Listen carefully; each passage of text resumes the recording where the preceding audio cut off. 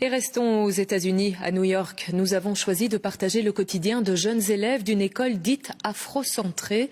Ces écoles se multiplient, l'enseignement est ciblé sur la dignité et sur l'histoire de la personne noire dans un pays où la discrimination et le racisme restent d'actualité. À Brooklyn, reportage de Geoffrey Michaud et de Caroline Hick. C'est devenu un rituel à l'école Amber de Brooklyn. Le vendredi matin, c'est le moment de la réunion de famille et elle débute en musique. Qui est cet artiste? Sister Sledge. Et comment s'appelle la chanson? We are family. Oui, c'est ça. Et on écoute cette chanson parce que nous sommes une famille. On est tous frères et sœurs. Pendant une demi-heure, les enfants vont être mis en valeur. Tameka, l'animatrice, leur apprend à avoir confiance en eux et à s'aimer. I love myself. I love myself. I love my hair. I love my skin. Dans cette école, les enfants sont noirs ou métis. Et aujourd'hui encore, en 2019, on ne leur renvoie pas toujours une image très positive de leur communauté. Cet exercice, il est essentiel, surtout pour notre population. Leur point commun à tous, quelle que soit leur origine, c'est qu'ils ont malheureusement une histoire liée à l'oppression et à l'idée selon laquelle ils sont inférieurs. Et tout cela est souvent associé à leur apparence physique. Alors ici, tout l'enseignement a été repensé par cet homme, Rafik Kalam, le directeur. Son école, il l'a voulu afrocentrée.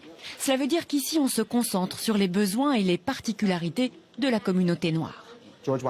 Ça, c'est George Washington Carver, un scientifique extraordinaire. Il a sauvé l'économie du sud des États-Unis à lui tout seul. Pour lui, dans les écoles traditionnelles américaines, l'enseignement est totalement biaisé, le cours d'histoire en particulier. Notre objectif à nous, c'est de dire la vérité. Ça fait des années qu'on dit aux élèves américains que Christophe Colomb a découvert l'Amérique. Or, avant 1492, il y a eu des gens de couleur au pouvoir. En Europe aussi. Mais ça, on n'en parle même pas. Comme beaucoup d'autres parents de Brooklyn, Janae a été séduite par cette approche. Ces 4 dernières années, les inscriptions ont grimpé ici de 45%. J'ai l'impression que toute notre vie, on nous a raconté l'histoire d'autres personnes. Pour moi, c'est important qu'on lui enseigne son histoire, sa culture et qu'elle comprenne qu'elle est capable de devenir ce qu'elle veut, qu'elle peut atteindre des sommets si elle le veut et que tout le monde va la soutenir. Et dans cette classe, les élèves sont unanimes. L'école atteint ses objectifs. Avoir des profs qui vous disent que vous devez vous aimer, c'est un privilège, parce que dans le monde réel, on ne vous dit pas de vous aimer. Il y a toujours quelqu'un qui veut que vous tombiez, que vous trébuchiez. Il n'y a pas qu'ici à Brooklyn que l'on peut inscrire son enfant dans une école afrocentrée. Plusieurs d'entre elles ont ouvert leurs portes en Californie, à Washington ou encore dans l'Ohio. Des écoles qui connaissent un succès grandissant auprès de parents convaincus qu'elles seront plus bénéfiques pour leurs enfants que celles du système scolaire traditionnel.